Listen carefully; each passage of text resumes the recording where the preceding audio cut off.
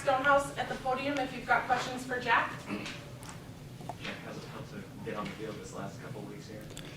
It's definitely, the experience is crazy, but I mean, that's kind of been, I guess, all of our dreams, and that was like one of my biggest dreams, and it's just kind of surreal. It's awesome. So yeah. How'd you react initially when you didn't win the job like outright? It definitely was a thing that I had to like really think about. I was like, because I mean, red shirt, working hard, then going into my red shirt freshman year, I was thinking that I was going to get it, but me and Sean battled the whole way, and most respect towards Sean, love him, and I think nothing has changed between us. We're still really close and help each other. What'd you do to kind of stay prepared in the meantime while you waited for your chance? I mean, during practice, I was still taking the 2 reps, and I think just practicing like I was going to play was the only thing that I could do, so that was really what I was doing. Were you kind of expecting a chance to come, or were you kind of just putting your head down and grinding there? As in, are you saying like Were you expecting to see the field? I think I was told that I might have a chance just to get in, because if I were to play, Coach Link didn't want my first punt to be against a really big team, and he was like, just be ready. And then I stayed warmed up the whole game, and I got a shot. With your last game heavily tied to the punter position, do you kind of feel like you were destined to be a punter, or was there like maybe a time you thought maybe there's another position on the field for maybe another sport? In high school, I played basketball, volleyball, and football, and then my freshman and sophomore year for football, I played a little bit of quarterback. But I mean, growing up with my dad punted. It was kind of, I mean, it's a free coach 24/7. So I mean. Was there a moment growing up where you knew like punting's what you wanted to do? Or? I definitely think freshman year was where I started really taking it a lot more seriously, because I thought like, okay, I can actually do this. Like if I actually work at it more and more, and I just stuck with that. When Coach told you that you'd be starting against Auburn, what was your reaction then? And after the incredible day you had, how did you feel after the game? Same thing. I mean, I think it's the same. I mean, I was practicing the 3 weeks that I wasn't starting the same way that I'm practicing now. I don't really think there's that much of a difference, because even in practice now, it's still competition. It's not guaranteed, just like we saw 2 weeks ago. I mean, there's no really difference, but it's kind of head down and do the best that I can. Jack, your uncle and cousin punters too. I mean, is it genetic? Can it be, or is it just everybody kind of learned that that's what you're good at? Yeah, I think my dad and my uncles, when they start punting, I think they kind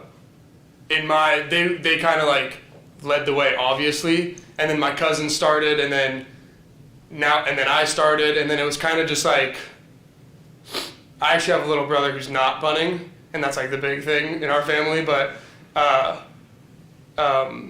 yeah, I mean, it's just kind of what I was taught to do, I guess. Yeah. What was your recruiting like? Did you have other kind of walk-on offers, and what led you here? Right. Yeah, I had a couple other walk-on offers. What led me here was Coach Link, and at the time, Coach Kurz. I was talking to them, and they just told me the opportunity that I had, and I trusted Link and I trusted Kurz, and I'm here, and I love it. Yeah. With you and your cousin kind of both battling for jobs this offseason, were y'all like talking about it, or is it? Yeah, I definitely kept in touch. Probably every other week we called each other, and yeah, I mean, I don't really have as much advice to give him as he has to me, so I would call him, ask him questions, more on like drops. I'd send him some film, my steps and all of that, and he would help me. 68-yard punt, and you had 4 punts that went inside 23 that were over 50 yards. Does any of that in a way surprise you when it's like that, when it's going like that? I think not much of a. I mean, it's not. I don't think it wasn't like Wait, can you ask that again? Can you ask that again? Yeah. So I can word it right. So the punts, you hit pretty great punt day, 4 inside of 23 that were over 50 yards, including the 68 yarder. When something like that is going, just having that day, is that something where it's just like, you know, I can really do like this, especially against the SC team, or is it kind of like, I prepare for this type of thing? I know I got it. I think it's definitely prepare. I mean, coming in here, you know you're going to play against SEC teams. I think the best thing that helped me was kind of just thinking like, okay, I got my first 2 punts out of the way last week, and then my first punt at Auburn, and then I think that right after the first punt, you kind of just like, you know what's going to come, you know what's happening, and I like to get that first punt out of the way, not disregarding it, but I think once you get the first punt, it's kind of, you start rolling. I think you get ready. Building off that, is there like a personal goal you kind of set for yourself since you're like the starter now? I really want my net to stay at or above 45. I think that's a reasonable goal to stay at, and that's what I want. But I mean, if it's not and it's lower, then I mean, I just need to keep working. But that's my goal. You mentioned drops and steps, and just what are some little things that you've picked up specifically from your cousin, just being around that you know, that you might not get from playing in high school and punting in high school, but what are some of those small things that you've incorporated into your own game? It's definitely, my family, we drop it with the underhand, and most people hold it like this. So a lot of things is like figuring out, because me and my cousin's hand are not the same size, and it's kind of figuring out where your fingers will fit. And then step-wise, in high school, up until my junior year of high school, I was a 1.5 step, and now I'm like a 2.5 to 3. And I think it's definitely like, as I was growing as a punter, you kind of just feel like, because my dad didn't do 3 steps, so it was kind of like, at some point you kind of have to do what's comfortable for you. And that's what I think with Ryan too. Ryan the same way. He did the same thing in high school, and it's kind of just thinking like, do you hold it for when you sky the ball? Do you hold it like this or like this? And it's kind of just small stuff that'll actually help in the long run. And when you were growing up thinking about, you know, wanting to be a punter and transitioning into that, who were some guys that you watch on film, maybe some professionals or people that you've kind of tried to model some techniques off of or anything in that front? I think the biggest one was later, but I mean, obviously Ryan. Ryan in college, I watched all of his games, but I think the biggest one when in recruiting was kind of just switching between watching the different college punters, just to kind of see like what you have, because there's a big difference between high school football and college football, and I think trying to mold into what college football is like is the best thing that you could possibly do. So, I mean, obviously, you don't really talk about punters much in the mainstream, but how technical is the position, and what do you think people need to understand about how technical the position is? I think it's a lot more mental than everybody would describe it as. I mean, there's a lot of things that you really have to worry about. First, you have to catch the ball, obviously, and then, but like the steps, you have to be on the right track. You can't run into the shield. You can't take long enough steps. You have to make sure that your drop isn't too far inside or too far outside. So it's a lot of mental things, and that's why like during practice, it's always good to just go over those things, because once you go out there, you black out. It's kind of just like, okay, this is what you did for the past 8-9 years, whatever you're practicing. Then you just go out there and it's kind of just like natural. It's like, I didn't even think about it. I was more nervous and just getting it done, and then it kind of happened. Yeah. And when you officially won the job, who was telling you that you won the job, and what was it like in that moment? It was the depth chart. I actually walked in and I saw it on the depth chart, and the first thing I did was I texted my dad, and I was like, hey, this is the depth chart, whatever. And then I actually just went out to practice. Or we went to meetings and practice, and I was kind of just ready. Yeah.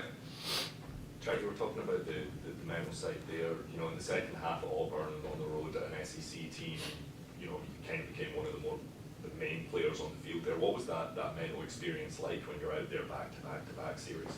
I personally think that the more that I went out there at Auburn, for me, not good for the team, but for me, I think for me, it was better because I was getting more comfortable. Every time I went out there, I was more relaxed. I was more kind of in tune. I was like, okay, this is where I need to put the ball. This is where I'm going to put the ball.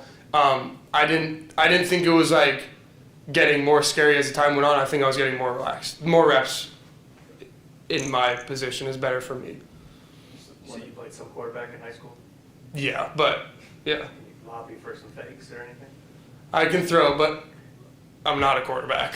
Yeah. What's the speed looking like? Are we doing fake punts, you know, taking out here and then we're running with it? I mean, I would if they told me to do it, but I mean, yeah. Your last high school play was a fake punt, right? Yes. And so how many yards did you rush for on the fake? I could not tell you, but I mean, I think I got the first. I mean, I did get the first down. I did get tripped up by like the returner, which is a little heartbreaking. But yeah, I mean, yeah. Do you give any credit to your mom as well? She was a soccer player in college. For sure, yeah. I think actually a lot of the athleticism came. Sorry, Dad. I think it came from my mom's side. A lot of their family members are played sports, and yeah, I think equally athletic. I think I got it from both sides. Yeah. Jack, during your kind of competition with Sean, was there anything that you kind of took away from him, him being here a little bit longer and everything like that? Was there anything that he kind of taught you or gave glimpses to you? For sure. The past 2 years, Grant, when he was here last year, and Sean both helped me like a lot. I mean, just even with the steps, Sean and Grant would say, dude, you're way too long, or dude, you looked a little off. I think that's the best part about being in this situation with the two punters that we're battling, was that it was never like, oh, I'm mad at this guy. It was like, okay, when we went out, it was like, okay, Sean, this is what I think you did, and he was the same way. Jack, this is what you did. There was never like, I actually lived with him for like 2 weeks in between rents, and I lived with him, and we would just sit down and watch film. It was never like mad or angry, nothing. I love Sean, yeah. Anything else for Jack? Thank you, sir. Thank you. Hey.